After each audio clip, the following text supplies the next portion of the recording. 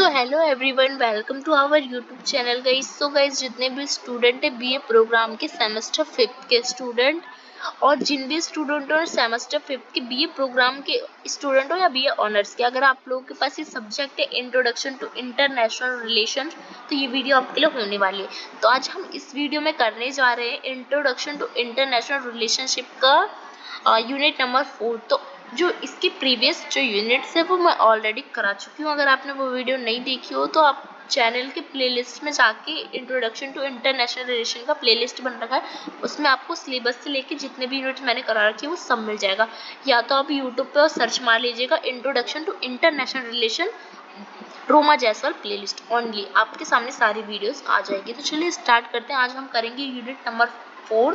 तो unit number 4 हमारा last unit है इस पूरे सब्जेक्ट का। तो इसके बाद में आप लोगों के लिए इम्पोर्टेंट क्वेश्चन एंड आंसर वाली वीडियो लाऊंगी पेपर से पहले। तो चलिए स्टार्ट करते हैं। तो हमें पढ़ना है इसमें यूनिट नंबर 4 में हमें आईआर बियॉन्ड यूरोसेंट्रिज्म, मतलब इसमें हमें पढ़ना होगा नॉन वेस्टर्न पर्सपेक्टिव थे और Indian contribution to international relationship. तो अभी तक में देखो हमने जितने भी पढ़ा बात करा इंटरनेशनल आईआर के बारे में, इंटरनेशनल रिलेशनशिप के बारे में, आईआर यानी इंटरनेशनल रिलेशनशिप। तो इन सब में हमने अभी तक हमने यूरोप का ही थॉट को लेके पढ़ा, उनके थिंकर्स का। तो अब हम यूरोसेंट्रिज्म से हट के क्या करेंगे और थोड़ा बियॉन्ड होके इससे अब हम थोड़ा इंडियन पर्सपेक्टिव से, नॉन वेस्टर्न जो पर्सपेक्टिव है उसके आधार पे अब हम इसको पढ़ेंगे, उसके दृष्टिकोण से, मतलब गैर पश्चिमी दृष्टिकोण के आधार पे अब हम आईआर को यानी इंटरनेशनल रिलेशनशिप को पढ़ेंगे। और अंतरराष्ट्रीय संबंधों में भारत का भी, मतलब इंडिया का भी क्या कॉन्ट्रीब्यूशन रहा है इंटरनेशनल रिलेशनशिप में, इसको भी हम डिस्कशन करेंगे। तो चलिए स्टार्ट करते हैं आज की हमारी वीडियो। तो वीडियो स्टार्ट करने से पहले अगर आप हमारे चैनल पर नए आए हो तो नीचे देखे बेल आइकन को दबा के चैनल को जरूर सब्सक्राइब कर दीजिएगा, जिससे सारी नोटिफिकेशन आपके पास टाइम टू टाइम पहुंच जाए। और साथ ही आप हमारे टेलीग्राम चैनल से भी जुड़ सकते हैं। और अगर आपको ये नोट्स ऑन सारी यूनिट्स चाहिए ना, तो आप ओनली 50 रुपीज़ में आपको हिंदी मीडियम और इंग्लिश मीडियम दोनों में अवेलेबल हो जाएगी, आप ले सकते हो टेलीग्राम से। तो चलिए वीडियो को स्टार्ट करते हैं। तो सबसे पहले हम इंट्रोडक्शन से स्टार्ट करेंगे कि जो यूरोसेंट्रिज्म है, यानी जो यूरोसेंट्रिज्म से परे अंतर्राष्ट्रीय संबंध का परिचय। तो सबसे पहले जानते हैं कि अंतर्राष्ट्रीय संबंध जो, मतलब जो इंटरनेशनल रिलेशन है वो क्या करता है। अंतरराष्ट्रीय संबंध यानी आईआर के अध्ययन में हम यूरोसेंट्रिज्म एक महत्वपूर्ण मुद्दा है। मतलब जब भी हम in the study of international relation, उसमें हम Eurocentrism is a signification issue, तो हमें देखने को मिलता है जब भी हम पढ़ते हैं तो हमें हमेशा वेस्टर्न जो थिंकर्स है उनके ही पॉइंट ऑफ व्यू से हम पढ़ते हैं, जिसका अर्थ है कि अंतर्राष्ट्रीय संबंधों के सिद्धांत, मॉडल और दृष्टिकोण में मुख्य रूप से यूरोपीय या पश्चिम विचारों पर ही आधारित होते हैं। यानी जो Eurocentrism refer to the dominance of European और western ideas in the theories, models and perspective of international relations. Like अभी तक हमने प्रीवियस वीडियोस में जितने भी हमने इंटरनेशनल रिलेशंस के जितने भी थॉट्स पढ़े, पॉइंट ऑफ व्यूज पढ़े, वो सारे किसने दिए, वेस्टर्न ही फिलोसफर वगैरह ने दिए हैं अपने। अभी तक हमने नॉन वेस्टर्न के नहीं पढ़े हैं, तो हमें इससे पता लगता है कि डोमिनेंट किसका है इस पे, जो है वो वेस्टर्न का है, मतलब यूरोपियन का है। तो हम इसलिए बियॉन्ड पढ़ रहे हैं यूरोसेंट्रिज्म का।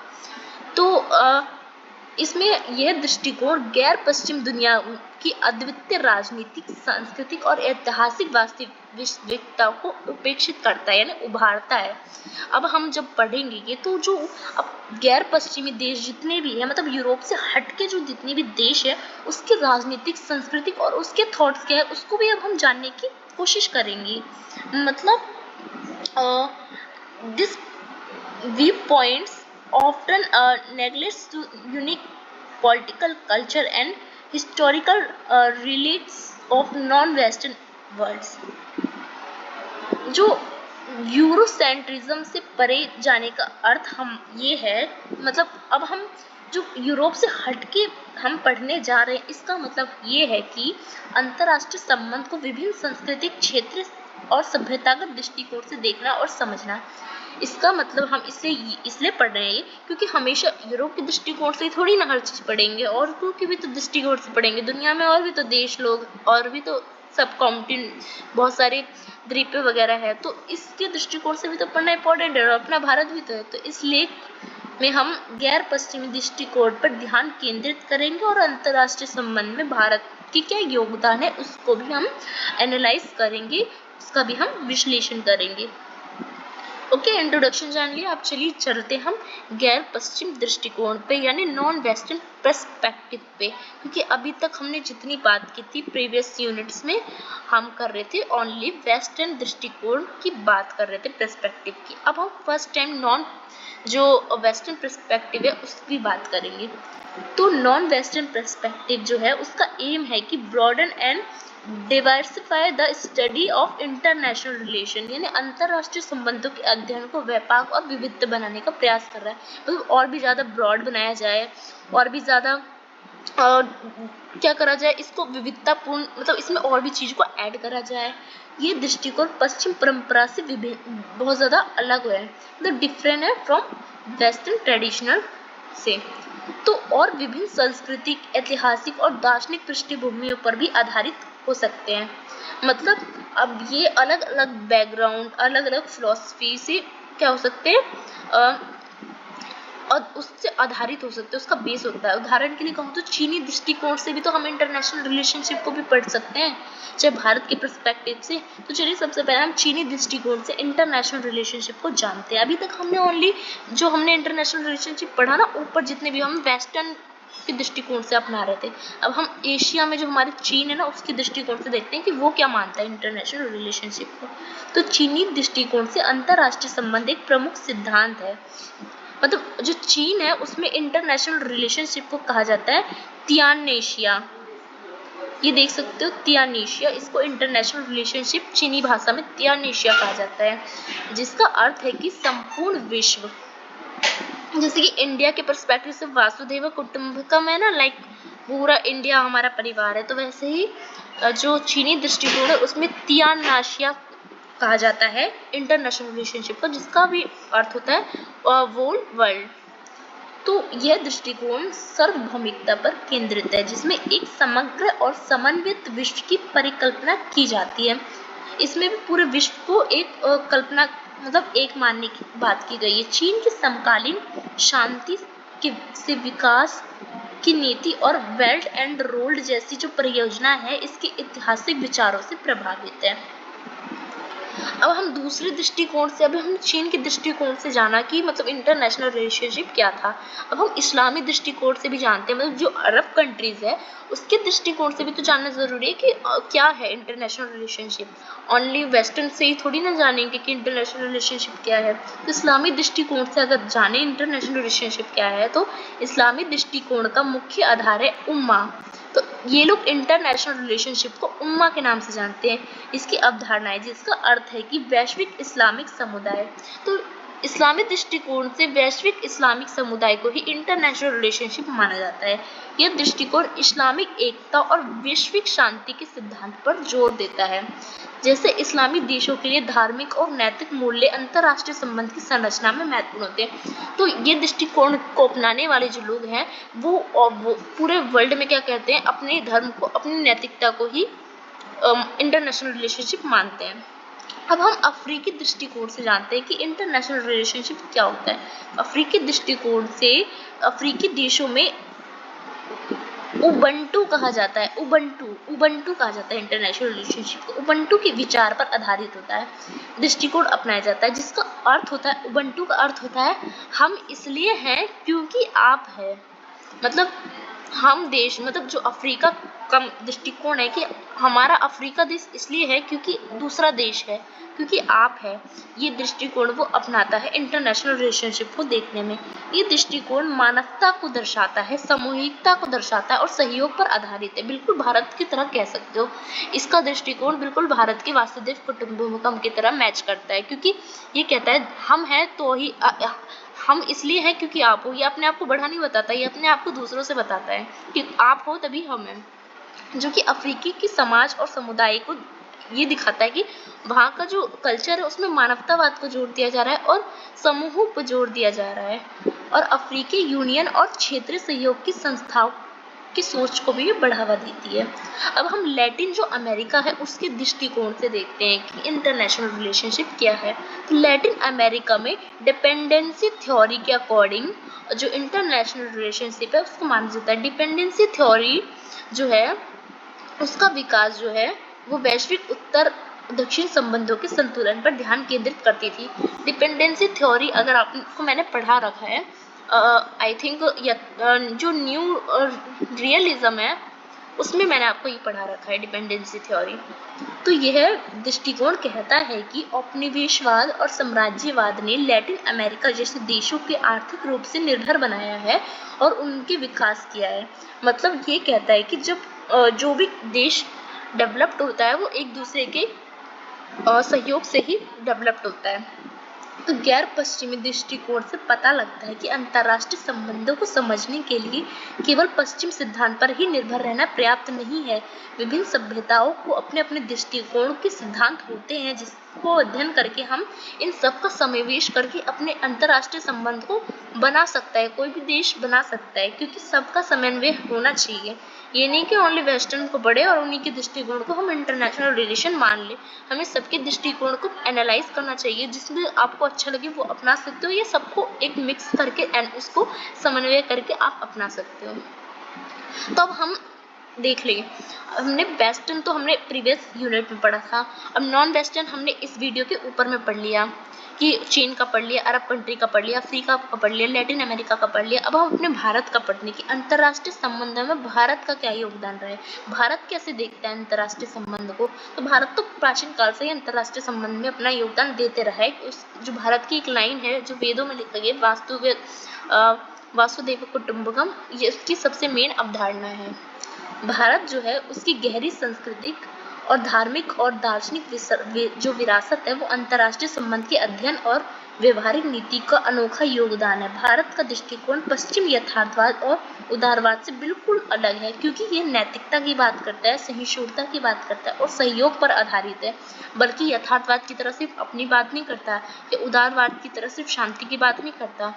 भारत की जो दृष्टिकोण है अंतर्राष्ट्रीय संबंध में उसमें यथार्थवाद भी देखने को मिलता है और उदारवाद, दोनों का मिक्सचर देखने को मिलता है, इसलिए ये भिन्न है सबसे। तो फर्स्ट ऑफ ऑल भारत की जो विदेश नीति है उसका जो अवधारणा है वो क्या है, वो है वासुदेव कुटुंबकम की अवधारणा। भारत के प्राचीन जो ग्रंथ है उसमें ही वर्णित है कि वासुदेव कुटुंबकम का अर्थ है कि संपूर्ण विश्व क्या है, हमारा एक परिवार है, मतलब पूरे विश्व को ही ये अपना परिवार मानता है। इसका मतलब क्या है, जब पूरे विश्व को अपना परिवार मान रहा है तो पूरी विश्व को अपना परिवार मानने का मतलब पूरे विश्व की सहयोग की बात कर रहा है, नैतिकता की बात कर रहा है, सहिष्णुता की बात कर रहा है।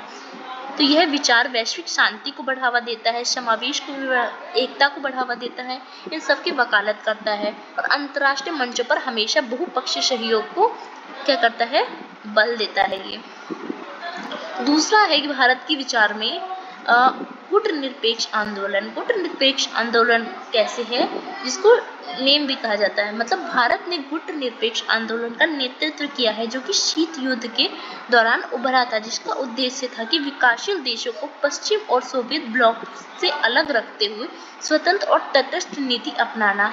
यह आंदोलन अंतर्राष्ट्रीय संबंधों में एक तटस्थ और स्वतंत्र दृष्टिकोण की आवश्यकता को दर्शाता है।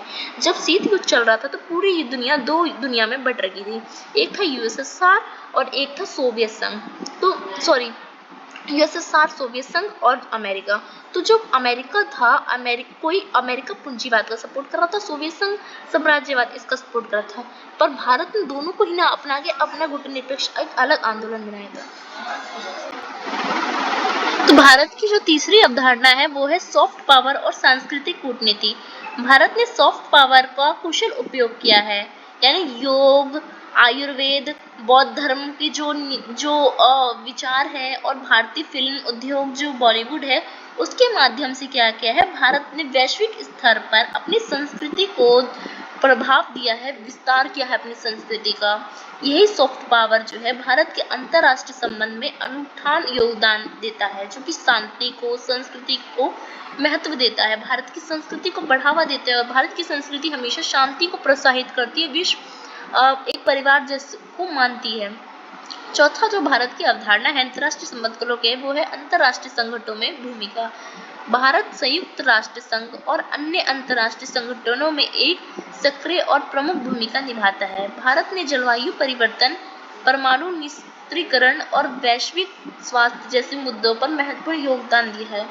इसके अलावा भारत ने वैश्विक विकास और गरीबी उन्मूलन के समर्थन का प्रयास किया है, जैसे अफ्रीकी देशों में विकास परियोजनाओं के माध्यम से सहयोग करना चाहिए था, वैसे करा है।